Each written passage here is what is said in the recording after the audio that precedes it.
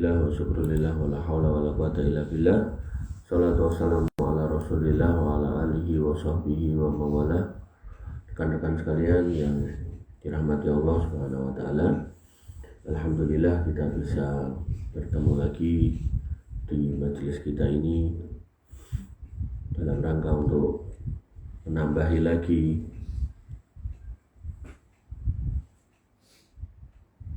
ilmu kita tentang agama ini, agar kemudian Allah terus memberikan hidayah kepada kita sehingga kita bisa meninggalkan dunia ini istiqomah di atas akidah dan ketauhidan yang benar. Wa nifidina azani Allah wa iyyakum. Kita berganti kitab lagi, yaitu dengan judul Asyura, membuka kedok Syiah. Jadi ini perbuatan yang diambil dari kata yang baik, tapi kemudian bawahnya ini diisi dengan kegiatan yang buruk. Ditulis oleh beliau Al-Mukarram Ustaz Agus Hasan Basori. Wa nifidina azani Allah wa iyyakum. Terdapat dua bid'ah di hari raya.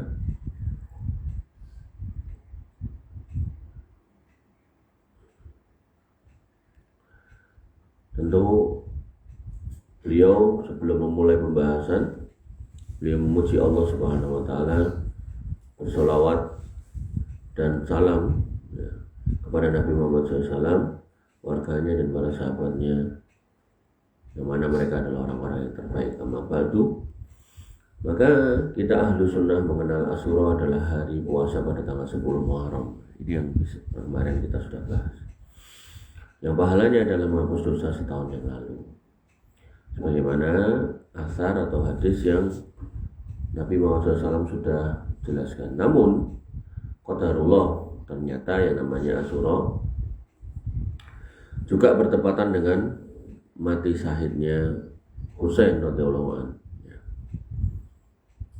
Ini tentu sebuah musibah besar, meski kalah besar dengan terbunuhnya Ali, Utsman, Umar radhiyallahu anhu.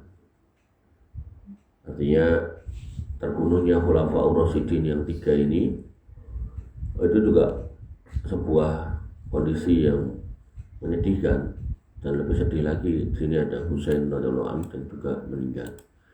Maka dalam hal ini ada dua kelompok yang menyimpang dari sunnah. Jadi judulnya kan dua bid'ah di hari Asyura tanggal 10. Yang pertama yaitu menjadikan Asyura sebagai hari meratap menyiksa diri dengan cara mukul-mukul kepala dan dada dengan tangan sambil bernyanyi dengan nyanyian ratapan. Ini dilakukan oleh orang-orang Syiah. Atau dengan memukul punggung dengan rantai dan pedang. Jadi dia bikin kayak cambuk dari rantai, disabet-sabet gitu. Dan melukai kepala dengan pisau atau pedang. Ini bahkan dilakukan ke anak kecil. Anak kecil bahkan ditutuk ya. Kemudian sampai berdarah, lalu dipukul biar darah banyak mengalir dan biar pahalanya besar. Jadi begitu udah netes gitu kan, sak garis itu netes, keplak-keplak sih, lok gitu. Kelompok ini adalah kelompok Syiah yang di Indonesia menamakan diri sebagai Syiah Ahlul Bait, yang disingkat dengan Ahlul Bait atau Jamaah Ahlul Bait. Jadi namanya itu kayak bagus gitu loh. Syiah itu kan golongan Ahlul Bait, golongan pecinta dari Ahlul Bait, seolah-olah kayak bagus. Tapi apalah arti sebuah nama kalau hakikatnya nggak demikian. Sama dengan anak. Kita namakan anak kita misal Muhammad,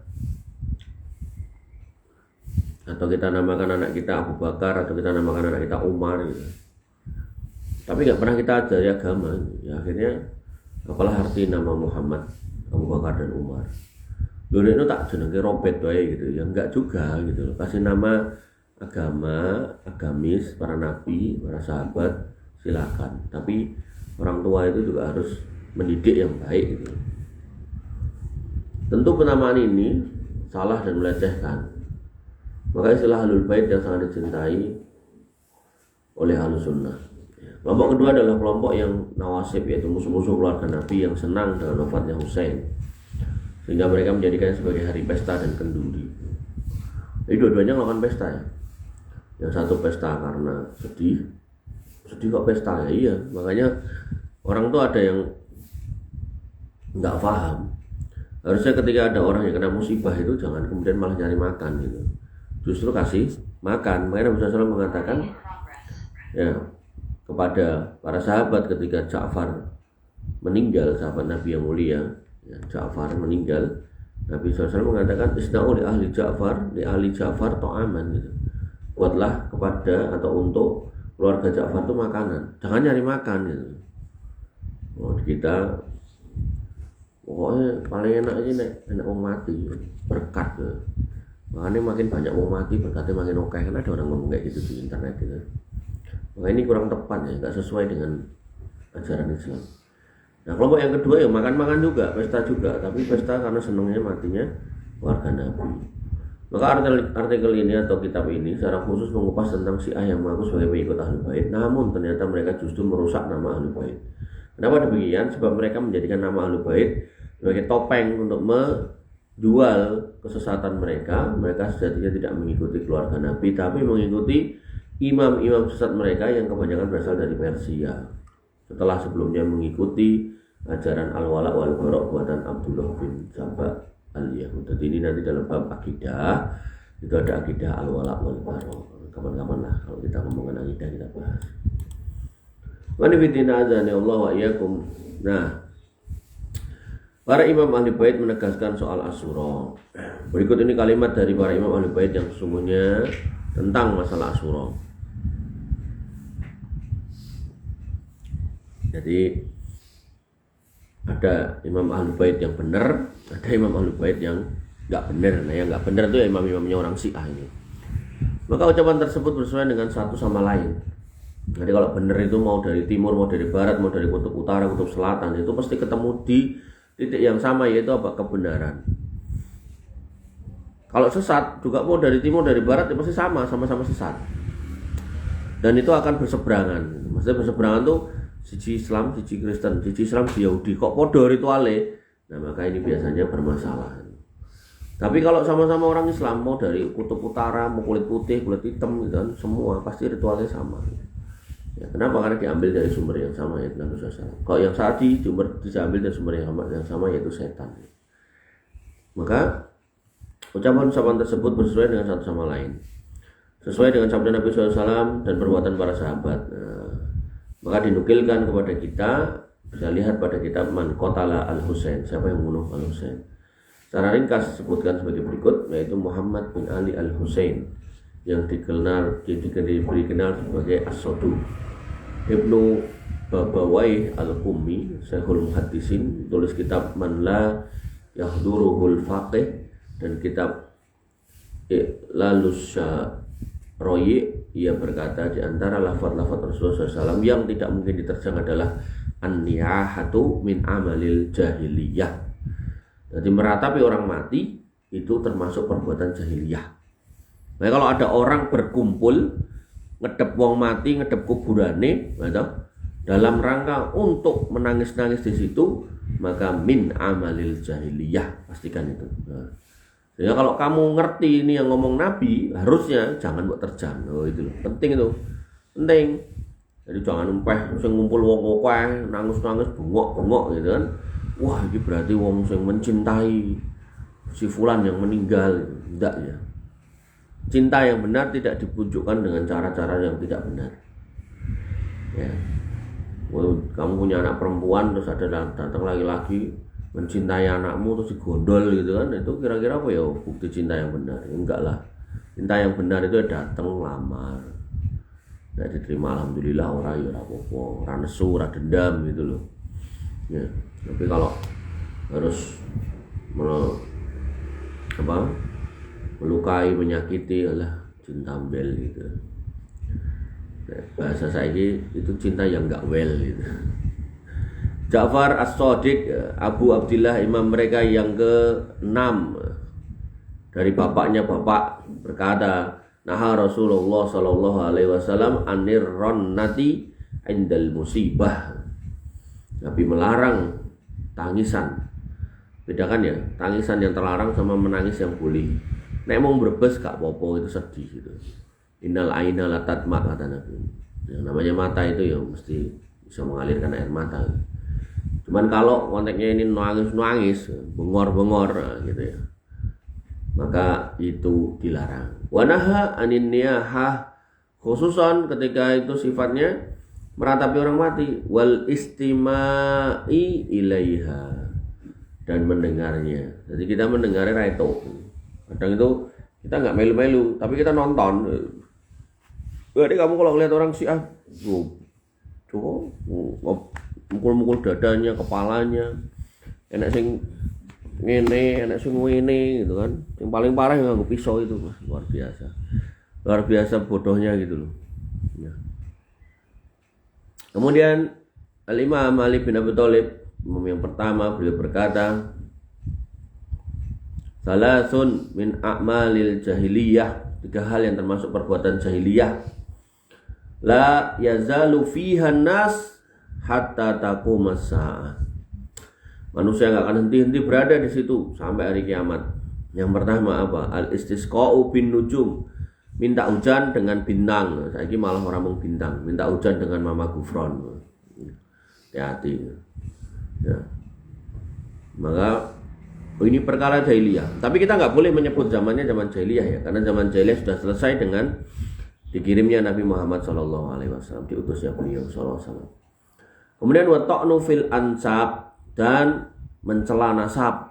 Anake sapa ngono? Wong anake si kae kok. Wong tipis ya. Jadi semua perkataan-perkataan yang melecehkan nasab orang lain itu hari ini masih ada. Wan niyahatu halal mautah, dan kemudian meratapi mayit, ini juga sekarang masih ada. Bahkan ya toh, zaman biyen itu dilakukan orang-orang jahiliyah, orang-orang musyrik. Nabi datang membawa Islam untuk menghapus itu. Saiki sing nglakoni wong-wong Islam.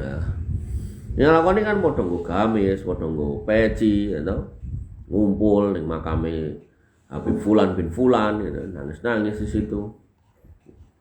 Wallahul musta'an. Kemudian Ali bin Abi Thalib berkata, siapa yang memukulkan tangannya pada pahanya ketika musibah, maka amal solehnya bisa lebur. Kayak paha lho, piye nek dodo, piye nek kepala. Oh, apa? Ali bin Abi Thalib telah berwasiat kepada istrinya Fatimah binti Rasulillah, jika aku mati maka jangan kau cakar wajahmu, jangan teriakkan kata-kata yang jelek, dan jangan menunggui orang yang meratap. Sekarang enggak, orang yang meratap itu dikumpulkan di tengah, sisone ning pinggir, nyepake anduk, nyepake perban, nyepake ngombe, nyepake kipas gitu. Mengerikan. Imam Husain bin Ali sendiri telah berwasiat kepada Zainab, saudari perempuannya, wahai saudariku, aku bersumpah demi Allah, wajib atas kamu melihara sumpah ini, jika aku terbunuh maka janganlah kamu merobek bajumu, dan jangan mencakar wajahmu dengan kukumu, dan jangan meneriakkan kata-kata yang jelek dan kata-kata kebinasaan atas kesyahidanku.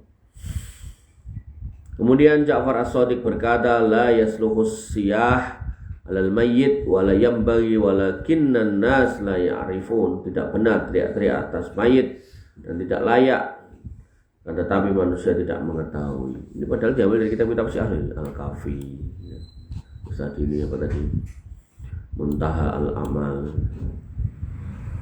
Ini bukan berarti kita suruh baca kitab Syiah, enggak. Maksudnya gini loh, di dalam kitab Syiah itu ada kutipan-kutipan kayak gini, kayak mbok langgar gitu loh. Itu kayak orang-orang Nasoro di dalam kitabnya yang namanya Injil, yang namanya Bible, itu banyak larangan tentang patung, tapi hampir semua gereja kamu dapati banyak patung.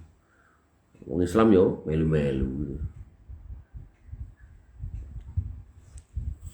Dia juga berkata, la yambagi as-siyah alal mayyit wala bisakkis syab. Tak layak teriak-teriak dan enggak boleh juga merobek-robek baju. Kemudian Fadl bin Musayyir, ia berkata, dulu kami berada di sisi Abu Abdillah Ja'far As-Shadiq. Kemudian datang seorang laki-laki yang mengeluh musibah yang menimpanya, maka Abu Abdillah berkata kepadanya, amma innaka in tasbir tu'jar. Kalau kamu mau sabar dikasih pahala. Wa illa tasbir yumdi alaika qadarullah alladzi qaddara alaika wa anta ma'zurun. Dan jika tidak mau sabar, takdir Allah ya tetap terjadi gitu. Sedangkan kamu malah dikai dosa. Gampangannya gini. Kalau kamu kena musibah apapun itu, kecelakaan kah, kecopetan kah, rumahmu kebakar kah, atau mungkin istrimu digondol orang kah, gitu. Na'udzubillah semua ya. Maka kamu mau marah-marah atau kamu mau sabar, apa yang ditetapkan untuk terjadi tetap terjadi. Nah, kalau itu tetap terjadi, maka pilihannya dua. Nek sabar untuk ganjaran, nek ngamuk-ngamuk ya malah untuk dosa. Padahal kuwi tetap terjadi. Nah, maka orang yang sekolah, orang yang kuliah, nah ini yang selalu saya tekankan ke kalian semua, itu kuliah tidak untuk mencari kerjaan, tapi untuk mendewasakan diri kamu. Agar apa? Kalau ada musibah, kalau ada masalah, jangan emosi dulu, tapi dicerna. Yang pertama sabar dulu, direm, kemudian yang kedua dicerna, kemudian yang ketiga dipikirkan, dicari solusinya gitu loh. Nah itu. Nanti wong sekolah itu harus beda dengan wong ra sekolah. Wong kuliah harus beda karo wong sing ra kuliah gitu. Jadi nek masalah ya toh, apalagi kamu udah dikasih solusi, itu jangan meneng wae gitu, dan dilakukan sesuai dengan yang diarahkan dari orang yang mbok tanyakan gitu loh. Gitu. Makanya nanti di masyarakat, di rumah, manapun kamu akan ketemu dengan masalah. Karena ya namanya hidup di dunia, masalah itu pasti ada di depan mata. Maka perhatikanlah wahai para pembaca bahwa kejadian yang dilakukan saat tertimpa musibah adalah bersabar dan berharap pahala, tidak dengan berkeluh kesah dan berkeberatan. Karena tidak mungkin merubah musibah sedikit pun karena telah terjadi sesuai dengan yang telah Allah putuskan. Sabar atau enggak sabar, orang yang diuji tidak akan bisa merubah sesuatu, akan tapi jika bersabar dapat pahala, jika enggak dapat dosa. Karena toh juga enggak bisa merubahnya. Maka selama 14 abad, manfaat apa yang diperoleh dari tangisan, pukulan kepala dan seterusnya, dan bahkan kadang sebagian orang justru mati kehabisan darah karena hal tersebut. Yang kemudian musibah tersebut berubah menjadi dua musibah yang baru, yaitu terbunuhnya Imam Husain dengan cara tambahannya, yaitu apa, menyakiti diri sendiri dan melakukan perbuatan yang dilarang. Jadi musibahnya Imam Husain ini tidak kemudian mendatangkan kebaikan, justru malah menyebabkan orang-orang ini tambah jelek meneh gitu loh. Toh dengan dia pukul jutaan kali, dia keleteskan darah beribu-ribu liter nek perlu gitu. Itu gak menyebabkan Imam Husain itu bangkit dari kuburnya gitu loh. Itu justru tambah menyakiti dirinya, tambah kemudian melakukan perbuatan yang dilarang oleh sesepuhnya, leluhurnya, para ahli bait, yaitu siapa? Rasulullah SAW. Ya.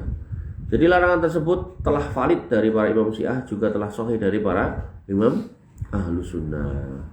Dan bahkan kalau kamu ingat atau tahu kisahnya meninggalnya Ali radhiyallahu anhu, itu kan juga dibunuh. Tapi Husain sekalipun nggak pernah menganiaya dirinya untuk menangisi meratapi kepergian bapaknya.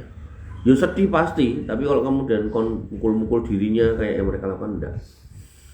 Maka hari Asyura menurut Syekhul Islam Ibnu Taimiyah ditanya tentang apa yang dilakukan oleh sebagian manusia pada tanggal 10 Muharram yang berupa bercelak mandi, memakai hina, warna tangan, pacar, kemudian saling berjabat tangan, menampakkan kegembiraan. Apakah ini ada asal yang sahih dalam Islam ataukah ini adalah sebuah bid'ah? Demikian pula yang dilakukan oleh sebagian manusia dalam perkumpulan kesedihan, kerinduan, ya, dengan menyebutkan kebaikan orang-orang yang sudah mati. Nah, ini biasa kalau di di kita itu disebut dengan aku tadi lali sih, manakipan. Manakipan menyebutkan keutamaan orang-orang yang sudah mati. Niyahah, meratap dan merobek-robek baju, apakah ini semua memiliki asal? Maka beliau rahimahullah menjawab, alhamdulillahirabbil alamin, tidak ada satu hadis sahih pun dari semua itu yang diriwayatkan dari Nabi SAW, tidak juga dari para sahabat beliau, dan tidak ada satu pun dari para imam kaum muslimin yang menganggap baik, tidak imam 4, tidak juga yang lain para milik kitab-kitab yang menjadi pegangan tidak pernah meriwayatkan hal tersebut, tidak dari Nabi, tidak dari para sahabat, tidak juga dari para tabi'in, tidak yang sahih maupun yang dhaif. Tidak ada kitab-kitab sahih, tidak ada kitab-kitab sunan, tidak ada kitab-kitab musnad. Hadis tersebut tidak ada satupun yang dikenal pada masa-masa yang paling diutamakan. Jadi pada masa sahabat, tabi'in itu gak pernah ada. Karena inilah maka Ahlus Sunnah wal Jamaah menolak keras bentuk perayaan dan pesta apapun pada hari-hari di bulan Muharram, terutama pada hari ke-10, karena hal ini bukanlah hari raya, tidak dirayakan. Bahkan kami berkeyakinan bahwa merayakannya adalah menyalahi sunnah, dan sunnah Khulafaur Rasyidin inilah yang disebutkan oleh Syekhul Islam Ibnu Taimiyah dalam pertanyaan terdahulu. Berkaitan dengan terbunuhnya Al-Imam Husain radhiyallahu anhu, maka kita berkeyakinan bahwa Al-Husain radhiyallahu anhu telah terbunuh dalam keadaan terzalimi dan sebagai syahid, dan tidak ada keraguan dalam hal ini. Bahkan Syekhul Islam Ibnu Taimiyah berkata, adapun orang-orang yang telah membunuh Al-Husain radhiyallahu anhu atau yang membantu membunuhnya atau yang ridho dengan pembunuhan tersebut, maka wajib atasnya laknat Allah, para malaikat dan seluruh manusia. Majmu' ya, bukan Majmu' Al-Fatawa. Inilah sikap beliau terhadap Al-Husain radhiyallahu anhu dan terhadap orang-orang yang membunuhnya. Kemudian yang keempat, mengenai puasa Asyura, Ahlus Sunnah wal Jamaah berpandangan bahwa adalah sunnah, telah sahih dari Nabi Shallallahu Alaihi Wasallam dan juga sahih dari pihak Syiah dengan periwayatan para imam. Telah sahih bahwa Nabi SAW mendapati orang Yahudi Madinah pada waktu itu menjadikan Asyura sebagai hari puasa dan hari raya. Maka orang-orang Khaybar merayakan dengan memakai pakaian-pakaian kepada wanitanya. Maka Rasulullah SAW memerintahkan kaum muslimin agar puasa saja tanpa hari raya, dan ditambah dengan hari sebelumnya, yaitu hari yang ke-9. Nabi SAW mengabarkan bahwa puasa Asyura akan menghapus dosa 1 tahun yang lalu. Kemudian yang kelima, yaitu 5 hal yang menyedihkan. Yang pertama, bahwa riwayat-riwayat tentang puasa tersebut tidak pernah disebut oleh ulama-ulama Syiah. Ulama-ulama Syiah tidak pernah menyebutkan riwayat-riwayat tentang puasanya. Yang kedua, mereka juga tidak pernah menyebut kapan dimulainya acara ratapan Husainiyah yang tidak pernah dilakukan oleh para imam Ahlus Sunnah dan imam-imam terdahulu. Jadi modelannya orang Syiah itu mirip kayak orang-orang ahli kitab itu loh. Kalau ajarannya nggak disenangi, ditutupi, nggak pernah dimunculkan gitu. Tapi kalau ajarannya disenangi, gitu kan, kadang renek dalil itu golek-golek ke dalil. Gampang, misalnya kamu ibadah di mana, gereja nyanyi-nyanyi, gitu. Cari dalil di Alkitab nggak bakal ketemu. Terus apa namanya, perayaan tanggal 25 Desember, cari di Alkitab nggak bakal ketemu. Terus diwolak-walik nanti suwek bakal ketemu. Ya.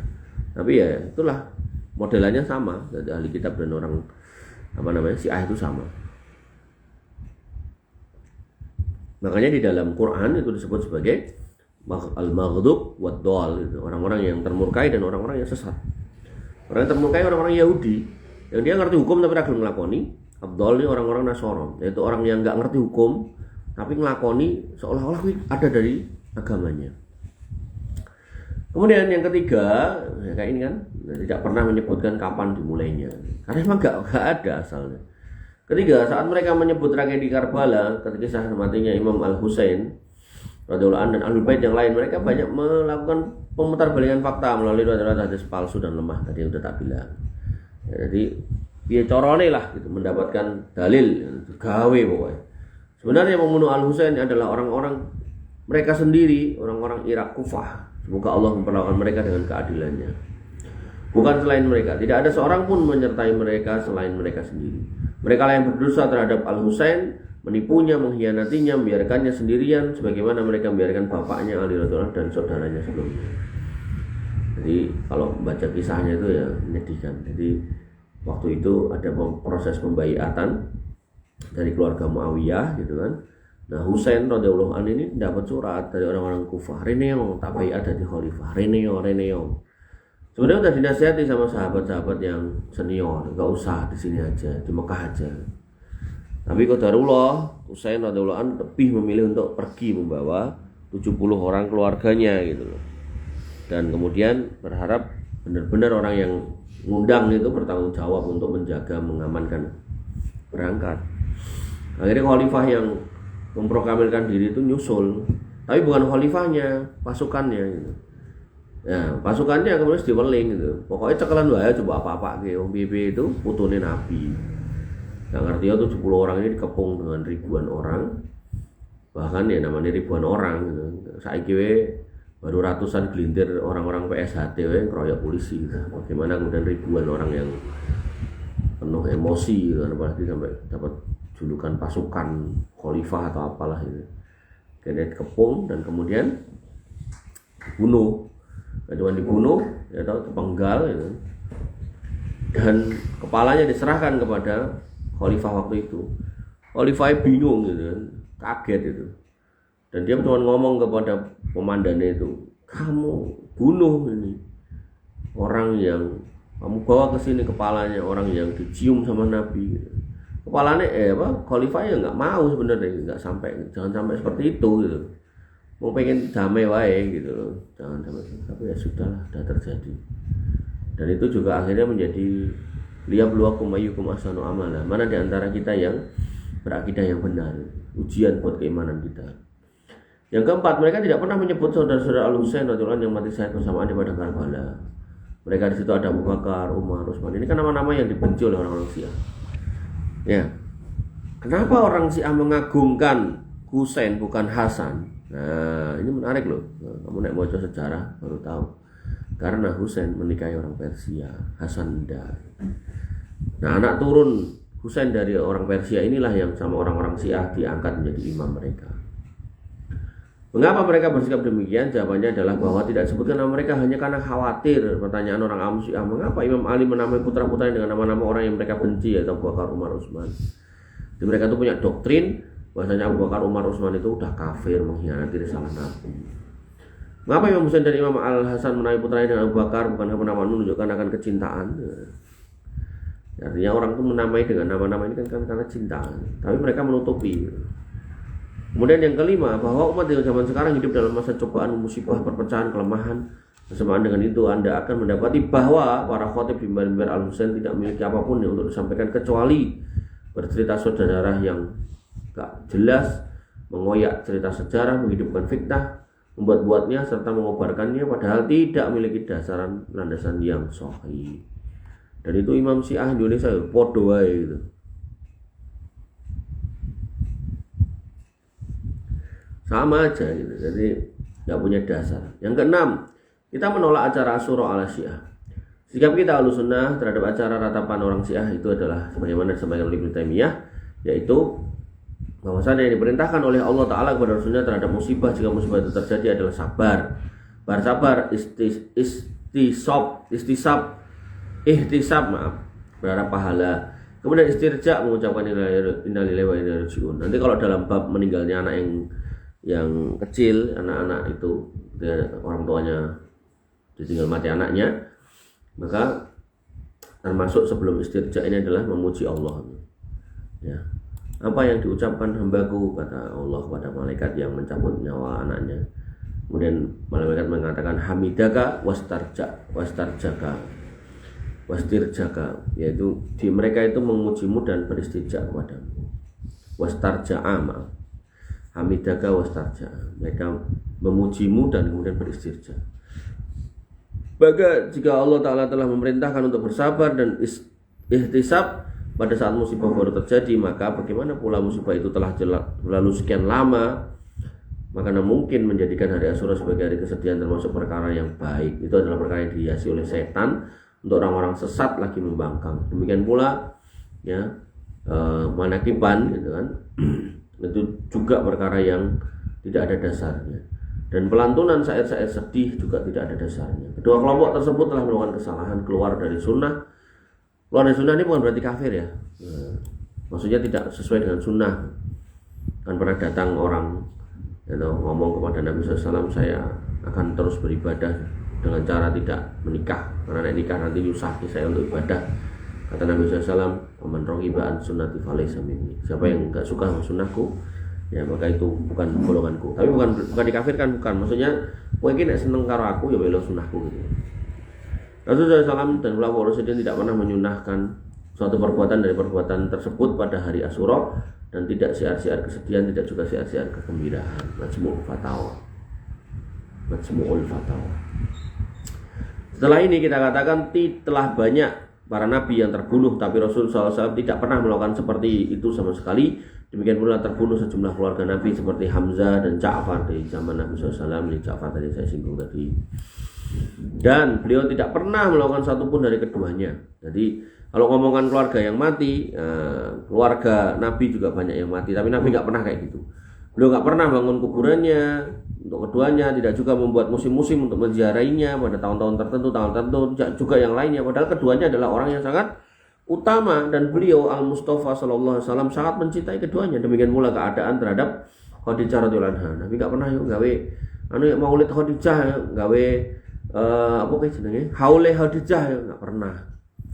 Makanya saya katakan mereka yang kemudian bikin haul-haul itu enggak punya dasar sama sekali. Bahkan Nabi ya, di antara istri-istri yang paling dicintai adalah Khadijah radhiyallahu anha, sampai istri-istri yang hidup itu sampai cemburu pada orang yang sudah meninggal, yaitu istri Nabi SAW, yaitu Khadijah ibunda Khadijah radhiyallahu anha. Tapi Nabi sekalipun nggak pernah bikin haul-haulan gitu loh. Ya, makanya saya katakan nggak usah kemudian kamu geger gitu. Oke kan coba ayo gitu kan. Ingat Allah mengatakan wa qalilum min ibadiyas syakur.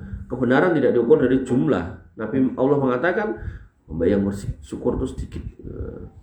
Ya, faktanya emang ada bungkus-bungkus motif ekonomi kok dalam acara-acara itu kok. Ya. Makanya kalau orang Syiah itu mendakwahkan sebagai pecinta Ahlul Bait, tapi kok ngelanggar ajaran Ahlul Bait gitu. Ya orang-orang yang mengatakan dirinya adalah di Indonesia nih mengatakan sebagai Habib Ahlul Bait, ya, tapi kemudian melanggar ya, yang dicontohkan oleh datuknya itu ya juga sebuah musibah gitu loh. Artinya kalau kemudian mereka mengatakan saya Habib, anak cucu Nabi, ya ikuti dong sunnah Nabi. Nabimu nggak pernah itu merayakan haulnya dari nenek moyangmu, yaitu Khadijah radhiyallahu anha. Kan dari pernikahan Nabi dan Khadijah kemudian lahirlah Fatimah. Dari pernikahan Fatimah dan Ali bin Abi Thalib lahirlah Hasan dan Husain. Nah, dari Al Hasan dan Husain inilah kemudian lahirlah anak-anak daripada cucu-cucu Nabi yang sebagiannya mengaku di Indonesia ini. Artinya kita ketika orang mengaku sebagai Habib, kita nggak usah membantah, ya sudah, biarkan dia nanti yang tahu jawab tentang pengakuannya. Cuman yang harus kita cek, nasab nggak ada gunanya kalau kemudian tidak sesuai ajarannya dengan ajaran datuknya. Itu loh penting. Jadi jangan kamu lihat orang yang ngurus jenggotan terus disebut kiai, ustadz, gus, nah, terus mesti bener, orang mesti gitu. Kalau emang kamu menemukan kesalahan, ya katakan salah gitu. Apa nek wis nyebut dirinya sebagai ajengan, ya mama gufron segala macam, ngomong aneh-aneh, guna omongan ra cetha gitu, gak maksud bener kayak gitu. Apa nek terus pimpinan pesantren unik Pancasila gitu. Nah, kok terus kabeh bener gitu loh. Dilek kayak MUI malah MUI itu goblok gitu. Masa kalau saya sesat berarti Pancasila sesat, hubungannya apa dengan Pancasila? Oh saya yakin penjagaan Pancasila, penjaga gerbang neraka yang kono nyemplung. Ya maka ya sedih aja ya gitu. Dan ya aparat-aparat pemerintah yang lihat kayak gitu ya nggak berani bertindak karena khawatir salah, karena dia megang penghargaan sebagai orang yang ikut menjaga Pancasila.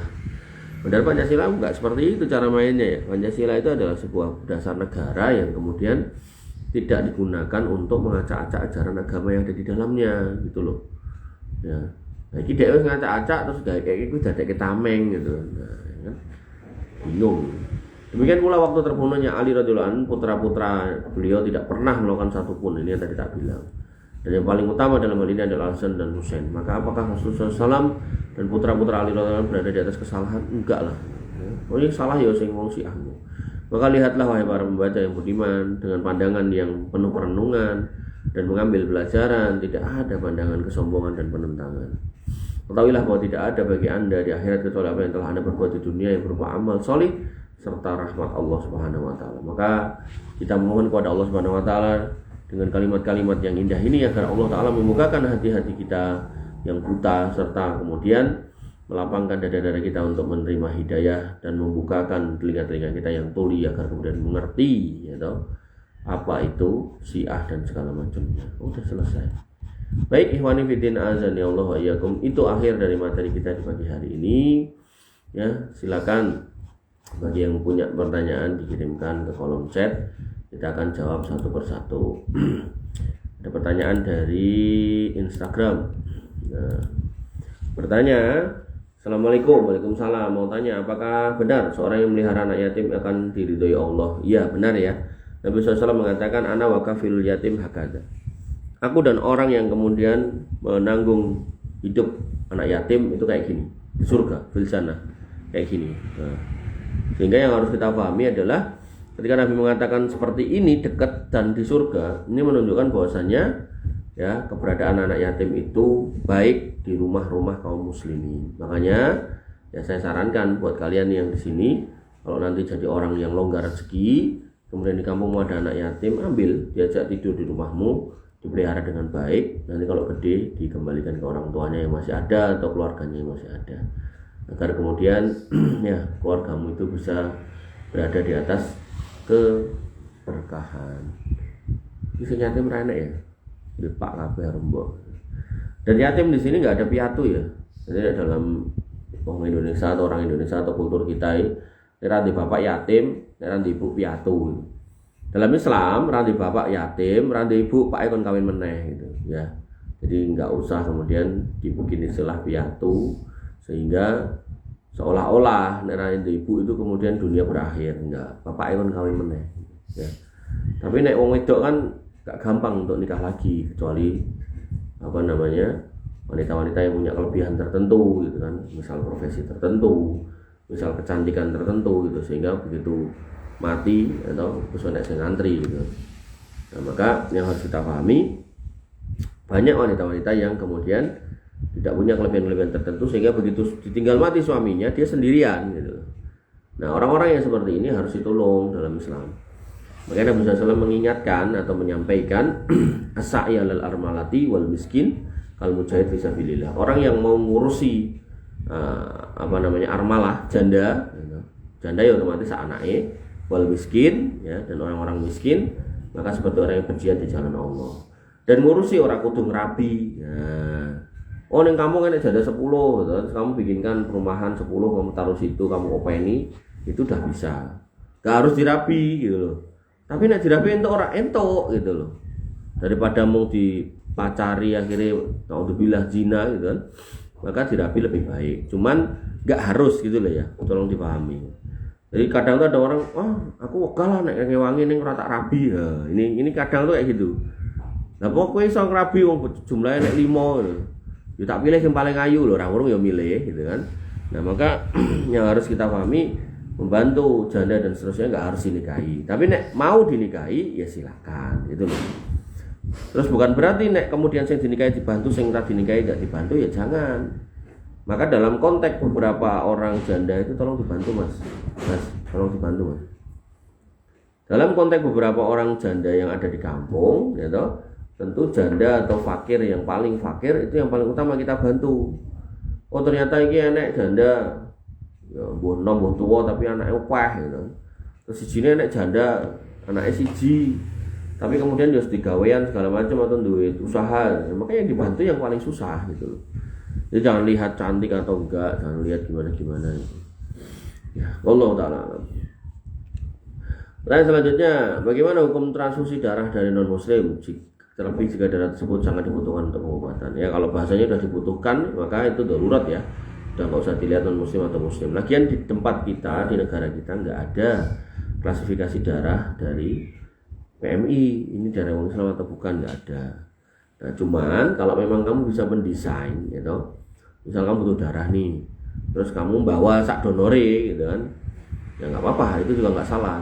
Jadi misal kamu pengen darahmu yang masuk ke tubuhmu ini darahnya orang-orang hafid Quran atau orang-orang pembaca Quran, itu datang ke pesantren tertentu, nyari bawa gitu kan, bawa ke PMI, Pak PMI atau Bu PMI, saya minta nih darahnya anak-anak ini diambil, butuh saya untuk istri saya yang sedang mau operasi sesar. Ini nek nggak darurat, artinya bisa di planning gitu loh. Tapi nek darurat, butuh jaluk saiki kudu saiki, misal kecelakaan, atau sudah habis darah segala macam gitu kan.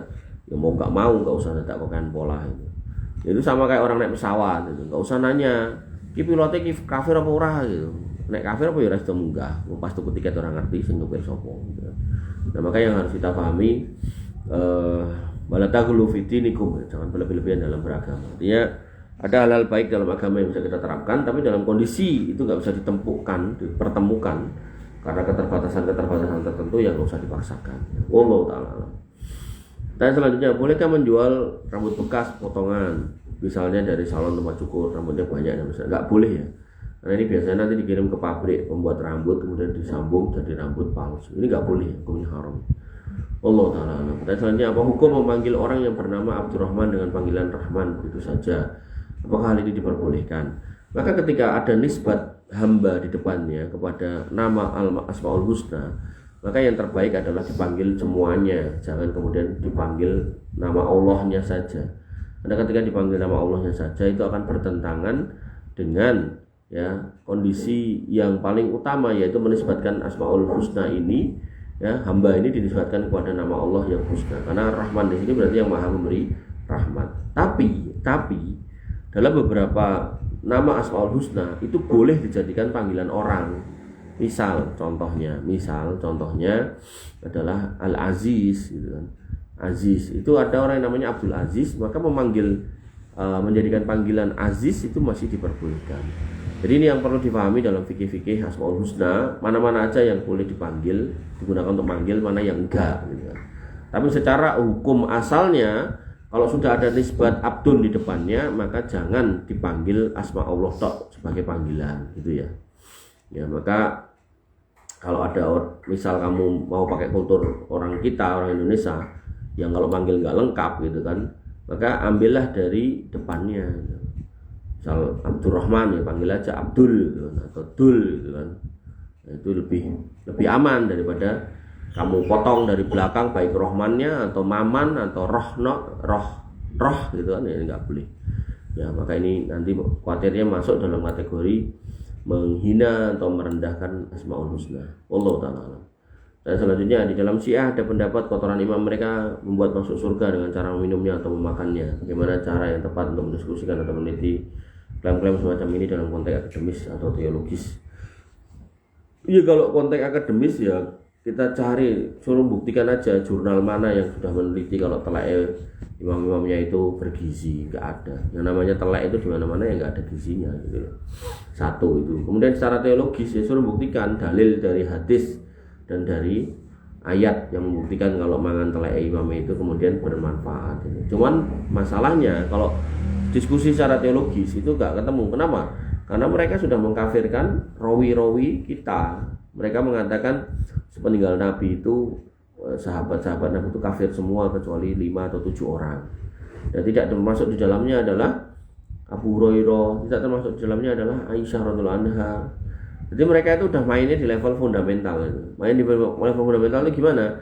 Jadi untuk memenangkan pertarungan teologis ya, mereka kemudian menyingkirkan pondasi lawannya dulu. Jadi kalau kamu mau diskusi sama mereka yang pakai teologis, ya, bakal ketemu gitu. Ya. Wong ayat aja mereka punya terjemahannya sendiri gitu. Bahkan dalam doktrin mereka tuh mereka punya namanya Mushaf Fatimah. Dan lucunya itu mereka kok ya nggak mikir ya. Mushaf Fatimah itu gini loh. Mushaf yang kemudian datang nanti di akhir zaman satu. Kemudian yang kedua isinya itu kalau nggak salah ingat itu 3 kali lebih banyak daripada mushaf yang ada. Kemudian yang ketiga ada 2 ya, 1 2. Yang ketiga tidak ada satu huruf pun dari mushaf yang sekarang ada di Mushaf Fatimah. Kan aneh gitu loh. Mama kita ngomongkan bahasa Arab, hurufnya kabeh kan enek ning Quran sing sekarang ini yang kita pegang Mushaf Utsmani. Nah kok dia bikin atau mengatakan akan ada mushaf yang gak ada satupun hurufnya di situ gitu, kayak mushaf kita. Terus ini kita apa kan gitu. Kemudian yang kedua, yang perlu kita pahami yang keempat. Nah ini turunnya nanti di akhir zaman. Lah berarti orang-orang yang sudah mati dari kalangan orang sehat. Terus mereka itu di atas kesesatan dong. Padahal Nabi itu turun membawa kitab itu dipakai oleh umat manusia, dipegang sampai akhir zaman kan gitu logikanya. Lah kok lagi teko nanti pas akhir zaman. Nah terus sing wingi-wingi mati mbahmu dan seterusnya itu terus nganggo dalan apa gitu, dalan padang atau dalan peteng kan gitu. Nah hal seperti ini yang kemudian kadang itu nggak dipakai sama orang. Kenapa? Kokehan kawin mut'ah gitu. Ya, kokehan kawin kontrak. Makanya yang kamu harus paham itu beragama itu tidak berdasarkan nafsu ya, tapi berdasarkan dalil. Kemudian dari berbagai macam dalil kita juga harus berpikir kewarasannya gitu, logikanya gitu. Makanya dalam sebuah kajian itu seorang Imam Syiah itu menceritakan tentang keutamaan kawin mut'ah. Dia mengatakan kawin mut'ah sekali kedudukannya seperti Al-Hasan, 2 kali kedudukannya seperti Al-Husain, 3 kali kedudukan seperti Ali, 4 kali akan mendapat kedudukan seperti Rasulullah. Ada yang bertanya, ya Imam, bolehkah saya mut'ah dengan anak perempuanmu? Ngamuk-ngamuk Imam itu. Cara nek wong Jawa, Joko cangkemmu kuwi lho. Anakku ora mungkin nggo kowe ya gitu. Padahal dia sendiri sing nyeritake bagaimana kemudian mut'ah itu bisa meningkatkan, meninggikan kedudukan seorang hamba di mata Allah gitu. Kok tiba-tiba anaknya pengen di mut'ah ra etuk, padahal kan cara kamu jelaske misal keutamaan haji, nanti bisa sholat di Masjid Haram yang 100.000 kali, nanti bisa berziarah di makam Nabi, nanti bisa macam-macam kamu sebutkan ya toh. Belum lagi di Arafah nanti begini-begini kamu sebutkan macam-macam gitu kan. Nah, terakhirnya kemudian muridmu bertanya, "Wahai Ustadz gitu, saya mau berangkat haji, mau enggak kamu tak ajak untuk nemeni saya?" Kadang Ustadznya jelasnya tentang keutamaan ya mesti dijak genah gelem toh, untuk kudune lo ya, orang malah ngamuk-ngamuk gitu. Maka yang saya lihat di video itu malah Imam Syafi'i ngamuk-ngamuk, muridnya itu sunai dunak-dunak gitu. Deloken dapuranmu cara wong Jawa itu. Kowe iki sapa ngilu gitu. Padahal kan anaknya pengen diajak ibadah menurut dia gitu kan. Tapi ya itulah faktanya ya. Wallahu taala alam. Makanya yang harus kita pahami ya, kalau diskusi teologi sama orang sehat itu mentok biasanya. Tapi kalau akademis mungkin masih masuk akal lah. Artinya dicari aja jurnal. Golek ono ndang jurnal yang terbitan atau di ACC atau tembus Scopus yang menyebutkan nek telake imammu itu bergizi tinggi gitu. Ora enek gitu. Makanya kenapa teori kedokteran modern itu diterima di semua penjuru dunia, karena dia teruji secara akademis gitu loh. Ada jurnalnya gitu loh. Dan dari jurnal itu yang meriksa ya orang seluruh dunia gitu. Makanya nggak bisa terbantahkan gitu kan, kecuali nanti ada penelitian berikutnya lagi gitu. Wallahu ta'ala alam. Nah selanjutnya, apakah benar seorang yang memelihara anak yatim akan diridhoi Allah? Oh tadi udah ya. Oke. Bawahnya berarti. Assalamualaikum. Waalaikumsalam. Dalam sholat sebelum takbiratul ihram yang dibaca apa dalam niatnya? Niatnya nggak dibaca apa-apa. Berarti niat itu terdetik dalam hati, nggak usah baca niat usoli dan seterusnya, nggak usah. Apakah disebutkan sholat apa yang akan dikerjakan atau langsung takbir? Ya, ketika kita kemudian sudah keluar dari rumah menuju masjid, atau kalau perempuan masuk ke kamar mandi untuk wudhu, kemudian ngambil sajadah dan seterusnya, maka itu sudah dihitung sebagai proses berniat dan itu sudah masuk dalam wilayah niat. Jadi nggak usah kemudian usolli fardu bla bla bla. Karena kalau kita kembali beragama dengan benar, kita cari satu dalil pun itu nggak ada. Ya, Allah Taala. Pertanyaan selanjutnya, bagaimana hukum jual beli kotoran hewan untuk dijadikan pupuk? Maka ini insya Allah kita bahas di bab muamalah, tapi nggak apa-apa, sekilas saja bahwasanya yang boleh diperjualbelikan adalah kotoran hewan yang tidak najis. Kotoran hewan yang tidak najis itu apa? Kotoran hewan dari hewan yang tidak makan barang najis, yaitu jalalah, atau bukan hewan yang dinajiskan oleh agama berdasarkan dalil Quran dan Sunnah. Dalam hal ini apa? Babi, anjing gitu kan. Nah, ketika hewannya ini hewan yang halal, bukan hewan yang haram, kayak ayam, kambing, sapi, unta, kerbau gitu, maka kotorannya tidak najis. Kotorannya tidak najis boleh diperjualbelikan. Tapi kalau kemudian hewannya hewan yang najis, babi, anjing, kucing gitu kan, hewan-hewan bertaring yang haram dimakan, kemudian termasuk kotoran manusia, maka memperjualbelikannya haram. Makanya kamu nanti kalau jadi pengusaha sedot WC tinja, itu sedot, ya benar ya, sedot tinja lah gitu, maka kamu memperjualbelikan jasa nyedotnya boleh. Tapi nek terus tinjane mbok dol itu nggak boleh gitu, ya. Kecuali itu yang mbok sedot adalah telek kebu, telek sapi silakan. Tapi kalau itu jelas tinja orang nggak boleh. Nah gimana biar boleh? Itu ada di kitab yang insya Allah suatu ketika kita bahas gitu kan. Itu caranya kamu proses dulu, kamu rubah itu tinja manusia menjadi pupuk dulu, baru nanti pupuk itu kamu perjualbelikan boleh. Nah tinja jadi pupuk itu ya teknisnya adalah dihilangkan baunya, dihilangkan aromanya, teksturnya, sehingga benar-benar kayak tanah gitu. Ya caranya piye? Tambahi bakteri, pokoknya kok boleh wae ilmune, nek perlu kok Syafi'i kae gitu kan. Nah, kok bisa dicoba dengan harta karunnya masing-masing gitu kan. Nah nanti nek berhasil, dan itu jadi pupuk gembur kayak gitu, ya yang dicium juga udah nggak bau kotoran orang, nah itu boleh diperjualbelikan.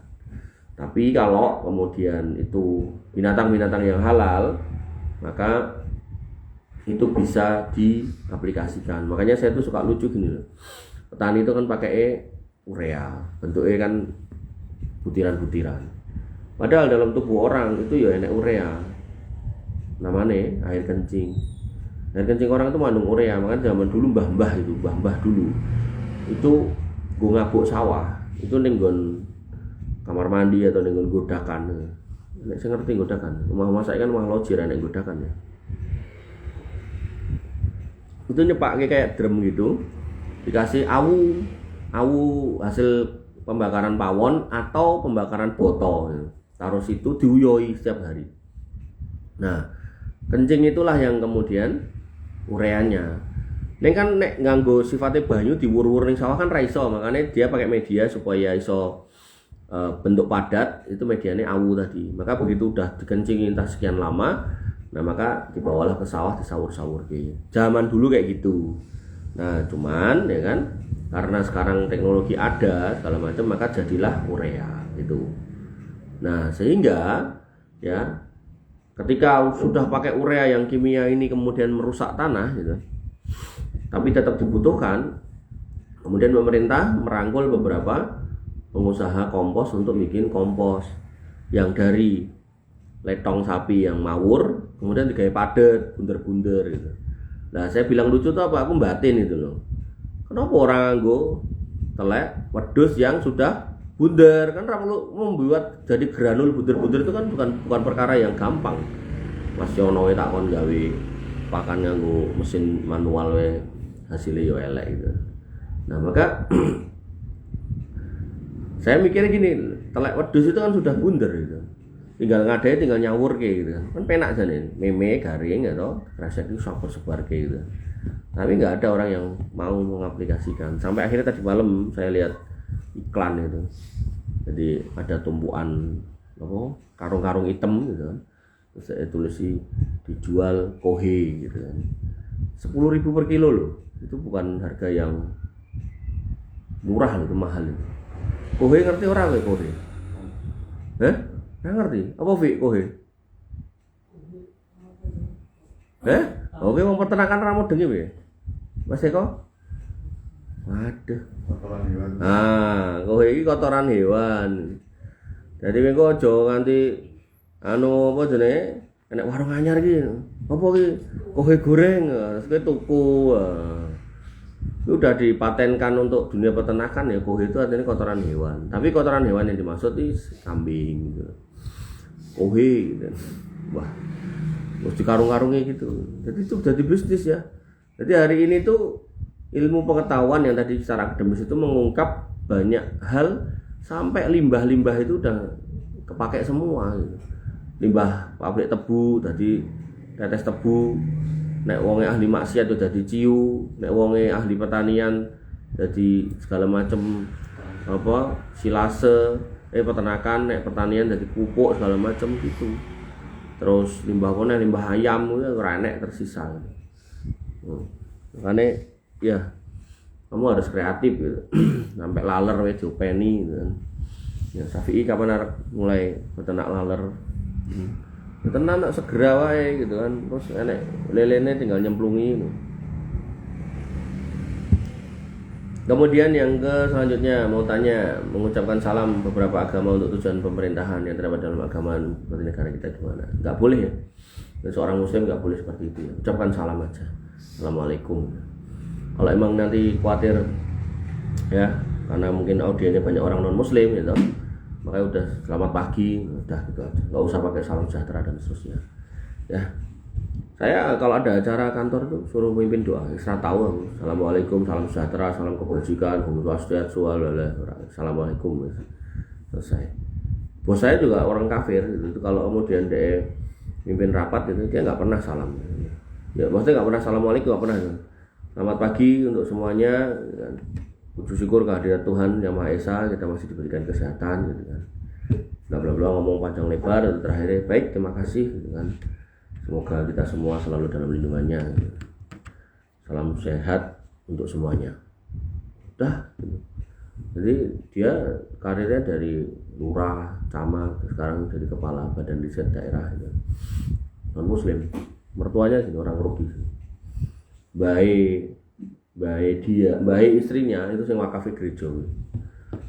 Jadi dalam dunia perkristenan itu ada gereja, ada wakaf. Baik, ikhwan fillah azan ya Allah wa iyyakum. Ini yang bisa kita sampaikan pada pagi hari ini. Semoga bermanfaat.